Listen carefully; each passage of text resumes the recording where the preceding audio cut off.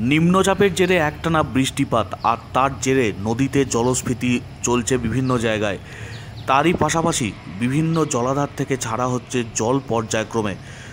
Durgapur barrage থেকেও ছাড়া হচ্ছে জল, আর তার জেরে দামোদর নদে জলস্ফীতি মারাত্মক এবং দামোদর নদ ভয়ঙ্কর আকার ধারণ করেছে আজ সকাল থেকে। পর্যায়ক্রমে প্রায় 8,07,000 কিউসেক জল ছাড়া হয়েছে দামোদর নদে, আর তার ফলেই নিম্ন দামোদরবর্তী এলাকায় বন্যার আশঙ্কা তৈরি হয়েছে।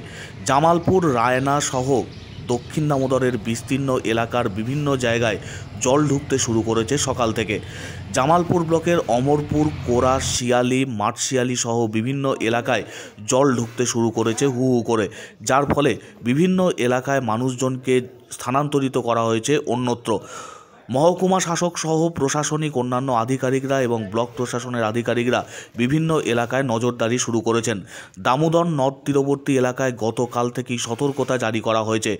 বিকেলের পর থেকে রাত্রির পর্যন্ত বিভিন্ন এলাকায় মানুষজনকে স্থানান্তরিত করা হয়েছে নিরাপদ স্থানে। জ্যোতিরাম অঞ্চলের বিস্তীর্ণ এলাকা জলমগ্ন। স্বাভাবিকভাবেই যথেষ্ট প্রভাব পড়েছে জনজীবনে। কৃষকদের মাথায় হাত। আসন্ন শারদোৎসব, তার প্রাক্কালে এই বানভাসী পরিস্থিতিতে মাথায় হাত পড়েছে এতদ অঞ্চলের মানুষজনকে।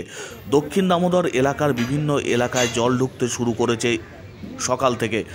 মানুষজনকে নিরাপদ স্থানে সরিয়ে নিয়ে যাওয়ার জন্য প্রশাসনের তরফ থেকে সমস্ত রকমের ব্যবস্থা করা হয়েছে। অস্থায়ী ত্রাণ শিবির খুলে মানুষজনকে আশ্রয় দেওয়া হয়েছে নানা স্থানে। খণ্ডঘোষ ব্লক, রায়না ব্লক সহ জামালপুর ব্লক এবং নিম্ন দামোদরবর্তী বিভিন্ন ব্লকে নজরদারি চলছে প্রশাসনের তরফ থেকে। দামোদর নদের ভয়ঙ্কর চেহারা, জল ঢুকতে শুরু করেছে বিভিন্ন জায়গায়। দামোদর নদ তীরবর্তী এলাকায় যে সমস্ত মানুষ বসবাস করছেন, গতকাল থেকে তাদেরকে যেমন সতর্ক করা হয়েছে, তার পাশাপাশি সকাল থেকে আরও বিভিন্ন এলাকায় প্রশাসনিক নজরদারি চলছে। জামালপুর থানা সহ অন্যান্য থানা এলাকার পুলিশ আধিকারিকরা তারাও বিভিন্ন জায়গায় নজরদারি চালু রেখেছেন। জল ঢুকে ফসলের ক্ষতির মারাত্মক আশঙ্কা করছেন কৃষকরা। ধান জমিতে যেমন ক্ষতি হবে, তার পাশাপাশি কাঁচা সবজি চাষেও মারাত্মক ক্ষতি হবে, এমনটাই বলছেন বিস্তীর্ণ এলাকার কৃষকরা। জল কমলে কাঁচা মাটির বাড়ি আরও ক্ষতিগ্রস্ত হতে পারে, ভেঙে পড়তে পারে মাটির বাড়ি। ইতিমধ্যেই বিভিন্ন কাঁচা বাড়ি থেকে মানুষজনকে স্থানান্তরিত করা হয়েছে নিরাপদ স্থানে। জামালপুর ব্লকের জ্যোতিরাম গ্রাম পঞ্চায়েত এলাকায় জল ঢুকছে হু হু করে। স্থানীয় এলাকার মানুষজন তারা যেমন উদ্ধার কার্যে হাত লাগিয়েছেন, প্রশাসনিক আধিকারিকরা তারাও রয়েছেন ঘটনাস্থলে।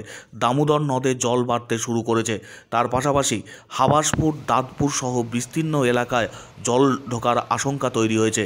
বাঁধের কাছাকাছি জল চলে এসছে বলে স্থানীয় সূত্রে জানা যাচ্ছে। স্বাভাবিকভাবেই আতঙ্ক বাড়ছে দামোদর নদ তীরবর্তী এলাকায়। সময় যত গড়াচ্ছে জলস্ফীতি তত বাড়ছে দামোদর নদে। পর্যায়ক্রমে জল ছাড়া হচ্ছে মাইথন, পাঞ্চেত সহ বিভিন্ন জলাধার থেকে। দুর্গাপুর ব্যারেজ থেকেও জল ছাড়া হচ্ছে পর্যায়ক্রমে। স্বাভাবিকভাবেই ভয়ঙ্কর চেহারা নিয়েছে দামোদর নদ।